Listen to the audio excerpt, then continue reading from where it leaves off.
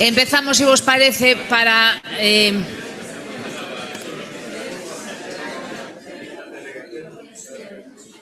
levamos neste momento un nivel de retraso moi aceptable porque o programa da mañá era un programa xa pensado para termos un certo vagar. Vamos a intentar non incrementar o retraso respecto ao horario programado. Ben, brevísimamente, e por desfacer un pouco pequeno equívoco que houbo, a pausa será despois da intervención de Jocan Casares como representante do Observatorio da Cultura Galega do Consello desta casa. O Observatorio, eu quero dicilo, quero reivindicalo e darlles por enésima vez as grazas, acaba de realizar un esforzo ímprobo para presentar unha diagnose do Estado da Cultura Galega por encargo do Goberno, que é un estudo cuantitativo, cualitativo, editorial, e que a mí me consta que absorbeu moitas máis horas das que a dedicación laboral dos profesionais do Observatorio fixaba. Grazas a iso, eu creo que temos neste momento un mapa que é un punto de partida moi útil para deseñar políticas de futuro para a cultura galega e, congratúlome especialmente de que houvese dende o público demanda de datos e demanda de cifras, porque isto é o que imos ver agora. Os datos están aí, as cifras están aí, se cadra, pois, as persoas que somos un pouco alleas a ese mundo, non sabemos moitas veces procuralos ou interpretalos. Iso é o que intenta facer o Observatorio e iso é o que nos vai presentar agora dunha forma, creo que moi didáctica e moi sintética, Jocan Casares. Bo día, moitas gracias, Loli. Vou procurar facer unha intervención breve para un pouco máis breve do tempo que tiña asignado para completar, intentar que nos acheguemos ao horario. Falaba Dolores Vilavedra dun diagnóstico sobre a cultura que se acaba de publicar.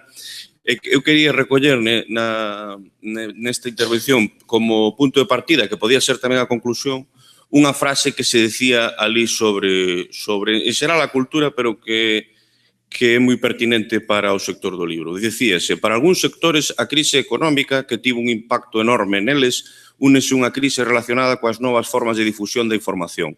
Aínda que este é un problema transversal da cultura, o sector do libro e o das publicacións periódicas están sufrindo especialmente a transición ao espacio digital.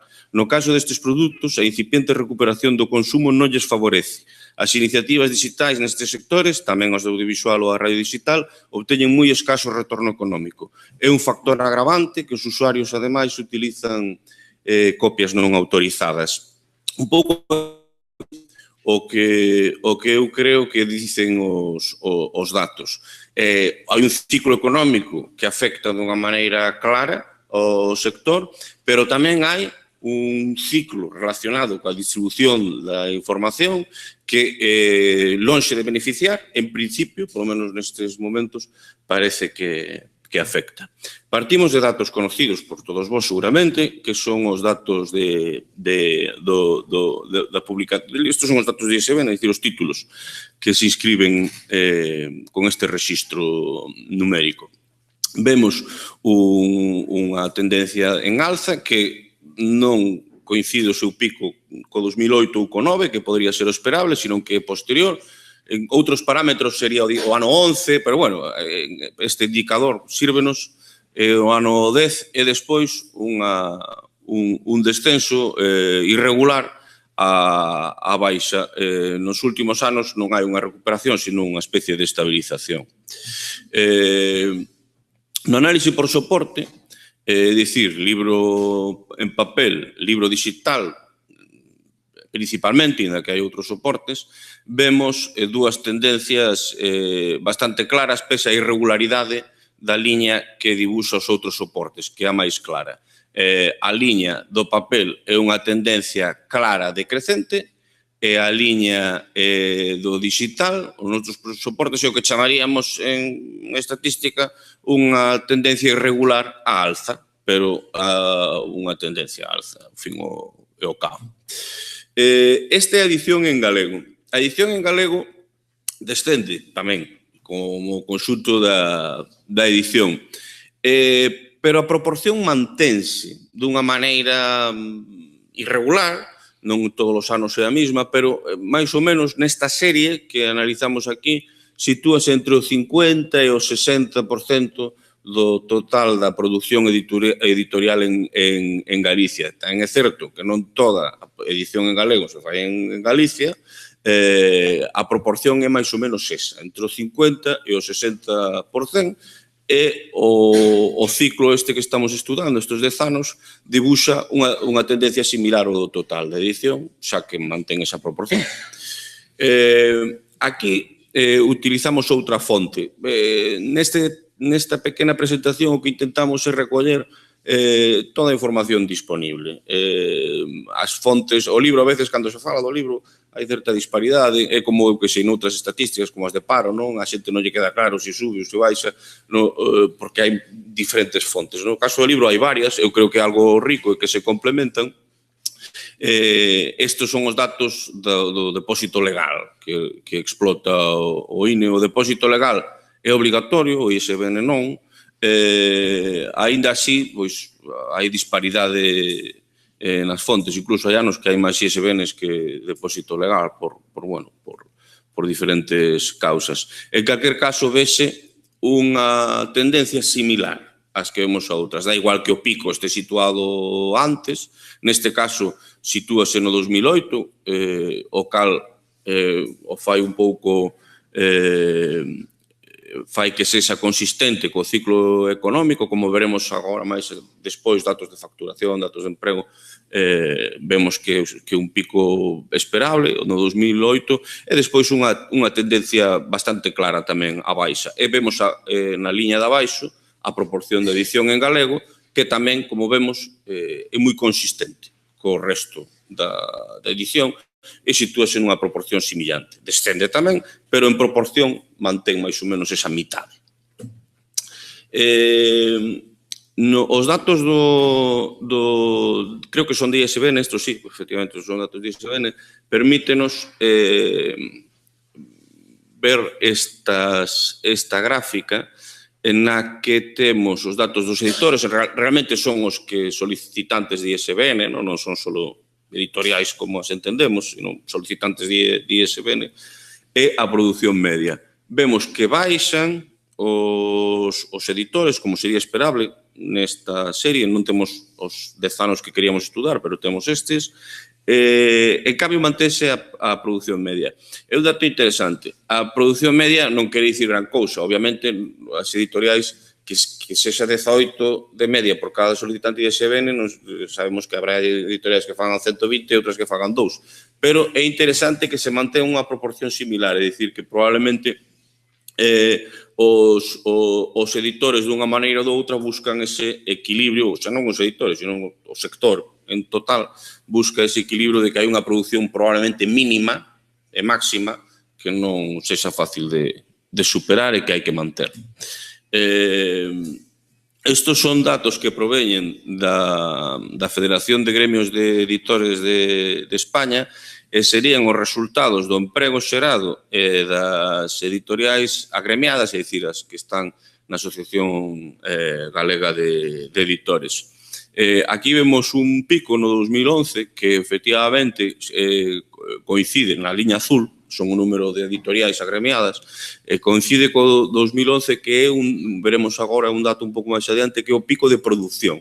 É o ano no que máis exemplares se fixeron, e como dixen antes, sería un dato contracíclico, non vai en consonancia con outros datos económicos. O que sí vemos dunha maneira máis clara, que sí está bastante relacionado co ciclo económico, é a liña do emprego, que descende, empeza a manterse a partir dos primeiros anos da recuperación, bueno, de cando sale da recesión o país, que no 13 ou no 14, empeza a crear un poquinho de emprego. Pero, bueno, é unha mostra, non son todas as editoriais, son só as agremiadas, que son 37 no último momento da serie. Estes son datos solo das empresas agremiadas, da Asociación Galega de Editores. de títulos e de produción.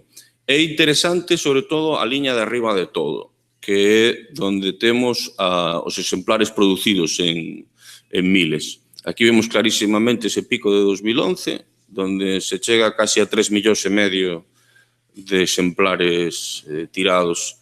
A liña é moi irregular, pero, bueno, é claramente descendente. A diferencia é grande, é máis de 1,5 millón de exemplares. Tiña calculado a proporción, creo que é en torno a un 40 e tantos % de descenso. Non, máis dun 50% de descenso, obviamente. Os títulos, en cambio, teñen moitísima máis estabilidade, como se pode ver. O que, obviamente, pasa é que se fan tiradas máis pequenas, que é unha cousa que sabemos todos. Ahora, está claro que esa diferencia na produción en tan poucos anos é algo que ten que ser, como veremos agora en datos económicos, algo que influe moitísimo nas empresas editoriais. Aquí temos datos de facturación e de reparto de dereitos, que un pouco pode ser un indicador da situación de creadores e, bueno, en xeral dos tenedores de dereitos. A facturación descende, efectivamente, e non se recupera claramente a partir do 2013 para estas empresas que siguen sendo as agremiadas, as da Asociación Galega de Editores, pero non cae tanto como cae a produción. É dicir, bueno, pola razón que sexa, son capaces de xerar ingresos a marxen da produción bruta de exemplares. É dicir, é maior o recorte da produción en exemplares que os ingresos. Bueno, é un dato probablemente máis positivo do que se pudera imaginar. Obviamente, hai un descenso enorme, son 8 millóns de euros de diferencia, porcentualmente non é pouco, pero podría ser peor. Nos dereitos repartidos hai unha diferencia de 700.000 euros entre o pico e o valle, é aproximadamente un terzo do que ingresaban os autores nun período de 8 anos. Isto é un dato do total das actividades, o sea, todas as empresas que están na edición de libros, pero tamén os xornais, porque non é posible desagregación. De todas formas, os xornais son poucos e as editoriais son máis.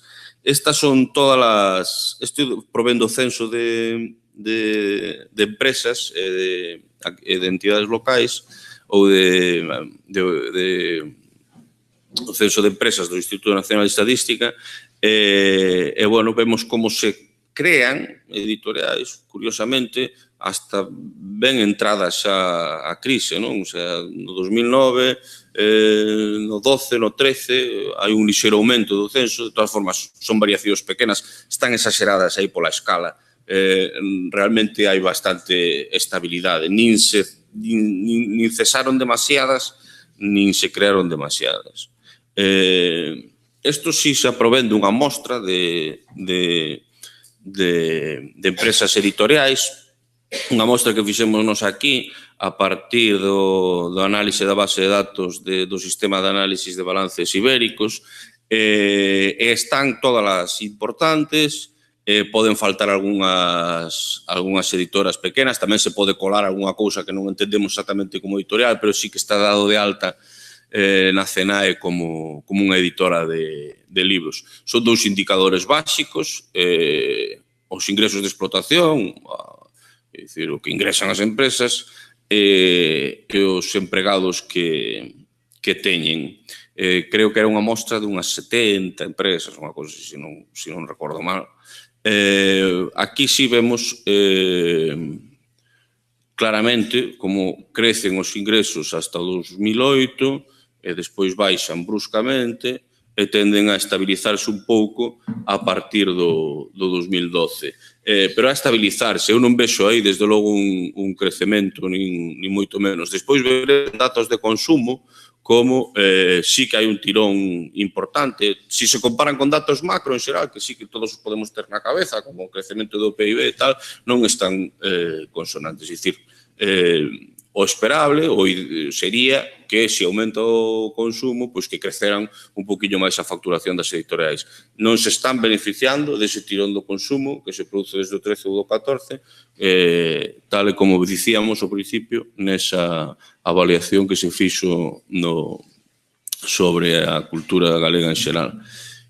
Un dato todavía máis preocupante son os resultados dos exercicios, é dicir, os beneficios que dan estas empresas. Chama a atención que non ofrezcan pérdidas. Este é un sumatorio, é dicir, hai empresas que o fan ben e outras que non o fan ben, pero no total do sector chama a atención que se é un sector que dé perdas. Facendo logo análisis de casos, efectivamente, hai algunhas empresas que non teñen na súa estrategia empresarial xerar beneficio. Bueno, eso está ben. Desde o punto de empresarial non deixa de ser unha anomalía. O normal sería que xeraran beneficio, polo menos que non deran perdas. Pero esta é a realidade. No conxunto. Logo, cando se estudian casos, hai outras empresas que fan realmente uns números espectaculares durante estes anos. O que se detectou son, sobre todo, que son empresas especializadas, empresas que traballan con un nicho de mercado concreto, edición infantil, traducción, algunhas cousas en castelán tamén, e que ofrecen uns datos moi positivos. Ora, no conxunto, é un sector que non é capaz de xerar beneficios, ni siquiera cando se parece que se recupera un poquinho a facturación. Para falar un pouco das librerías, temos que partir tamén dun epígrafe dentro da clasificación de actividades que é un pouco demasiado inclusivo. É dicir, aquí entran, por exemplo, tamén as tendas de xoguetes. Pero permítenos facernos unha idea de como está. Aquí sí que vemos unha tendencia clarísima de cese de actividades. O que non víamos nas editoras, sí se ve claramente nas librerías.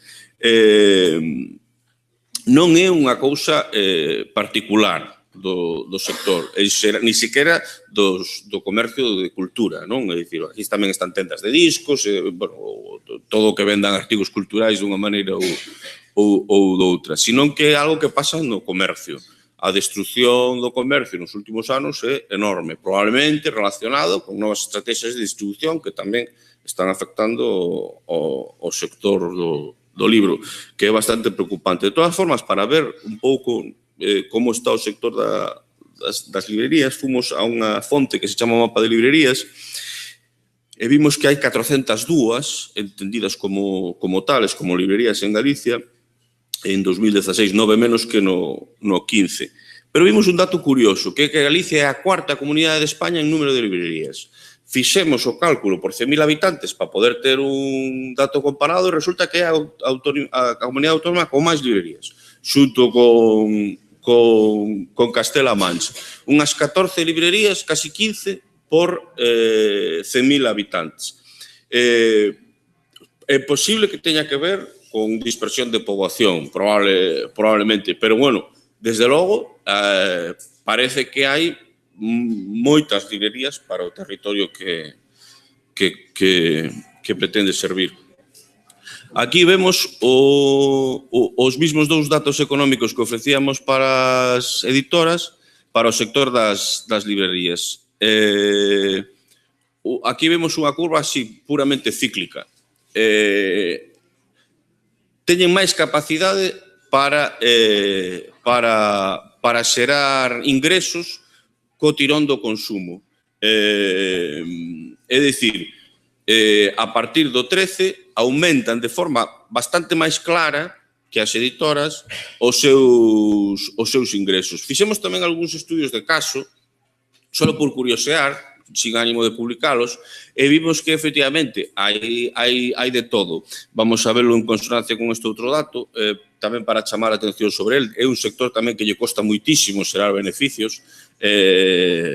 Está claro que tamén dentro das estrategias empresariais do sector das librerías non está a xeración de beneficios no seu conxunto. Moitas aguantan pola razón que sexa, pero non por ganar cartos.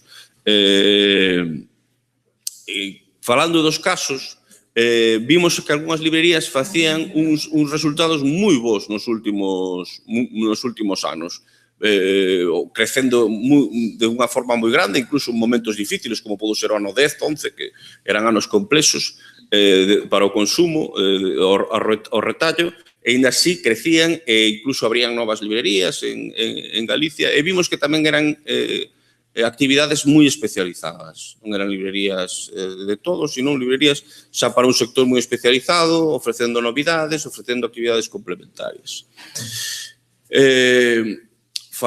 Queríamos tamén facer unha pincelada sobre o sector das artes gráficas como unha das grandes patas da cadena de valor do libro.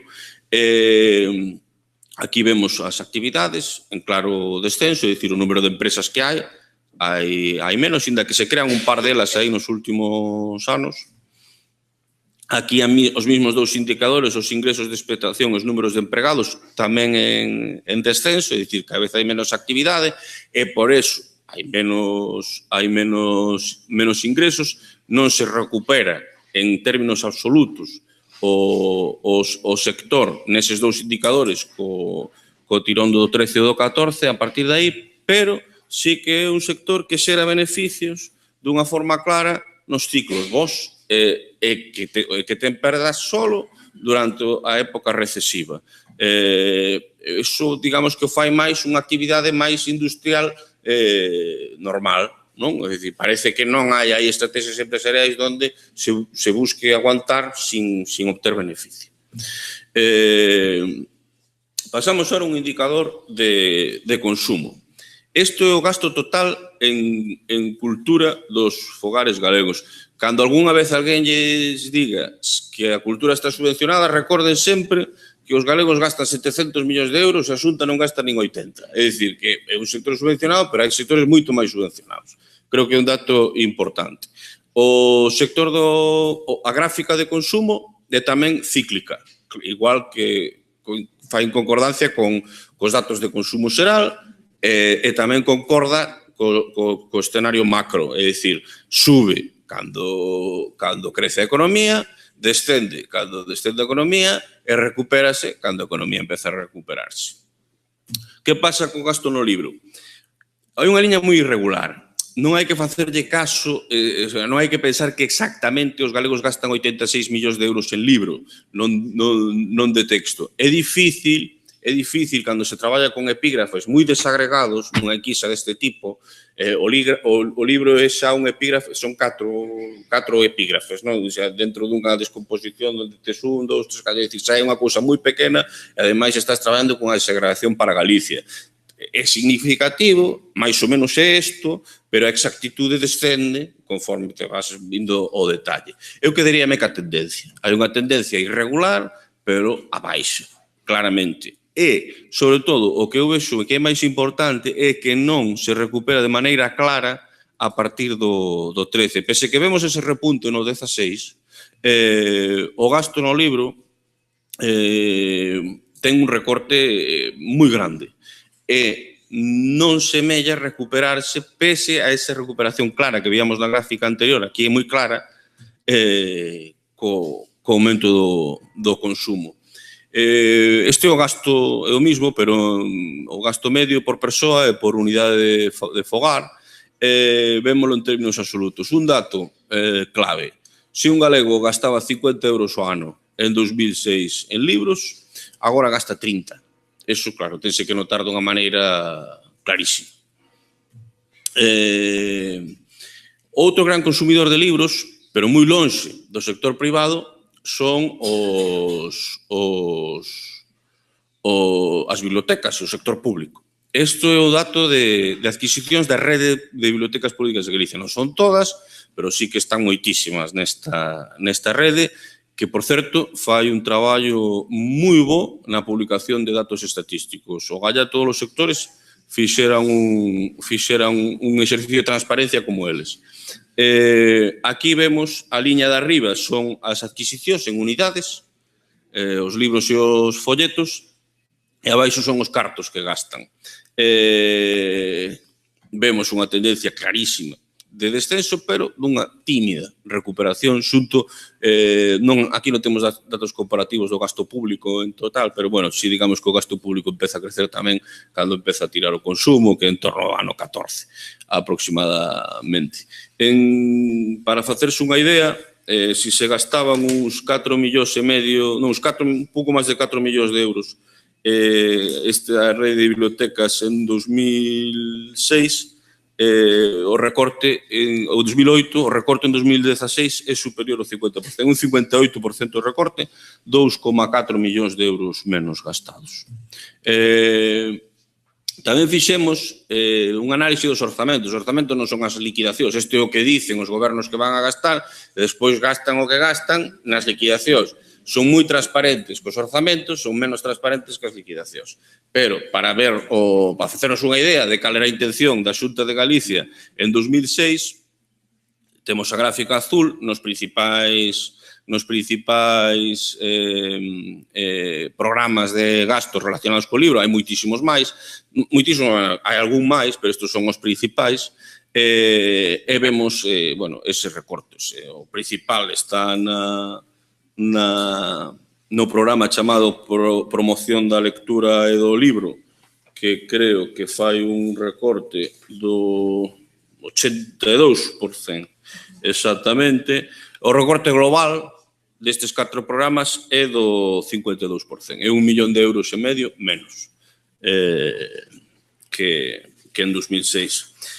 Falouse tamén sobre o dato de lectura, que non incluín nestas gráficas, basicamente porque non é unha actualización posterior ao 2016, pero hai unha do 14. Podríamos decir que entre o 2006 e o 2014 sí sube o índice de lectura, como é esperable, de todas formas. O índice de lectura debe subir, conforme aumenta a educación da poboación, pois incrementas. Digamos que se en 2006 non lía nunca máis da mitad da población, un pouco máis da mitad, en 2014 non lé nunca un pouco menos da mitad da poboación. Pero é interesante que aumentan tanto lectores habituais como esporádicos. Hai un momento importante, sobre todo os lectores que din ler todos os días dentro do que son as enquisas de opinión, non? É máis, cando se pregunta por o libro, sempre hai unha desesabilidade social alta. A xente sabe que é positivo ler, pois será avalíanse dunha maneira máis positiva que o real, pero, bueno, si creo que era un 12% de persoas que dicían ler todos os días no 2006, no 2014 son 17%, serían 5 puntos, é un aumento importante. Non temos máis gráficas, temos unha serie de conclusións que son uns puntos que lerei rapidamente. Podemos decir que despois de anos de descensos, o número de títulos editados amosa certa estabilidade. Mentres que hai unha recente tendencia irregular á alza dos libros en soportes distintos en papel, os libros en papel, eso sí que claramente se editan cada vez menos. E o número de exemplares, como vimos, sí que descende considerablemente desde hai 10 anos. Tamén descenden o número de editores, librarías e imprentas. As editoriais que sufriron un retroceso importante durante os anos da crise non se recuperan co cambio de ciclo. Algo similar lle pasa ás librerías, que sí que se recuperan un pouco no que ten que ver ca facturación, teñen grandes dificultades para ofrecer beneficios. E o sector das artes gráficas non deixa de encoller dende o inicio da crise, pero son capaces de xerar beneficios a aquelas empresas que quedan traballando. Hai un descenso importante no consumo privado dos libros. As familias gastan moito menos en libros que hai 10 anos. A incipiente recuperación do gasto en cultura non repercute na mesma medida no gasto en libros. Tamén hai un descenso moi importante no gasto das adquisicións das bibliotecas que hai que dicilo, debuxo unha tímida recuperación a partir de 2014, e tamén hai que dicir que os orzamentos dos principais programas de fomento do libro e da lectura sufren un importante recorte nos últimos anos, como acabamos de ver. E nada máis, moitísimas gracias, isto era todo o que teníamos que dicir.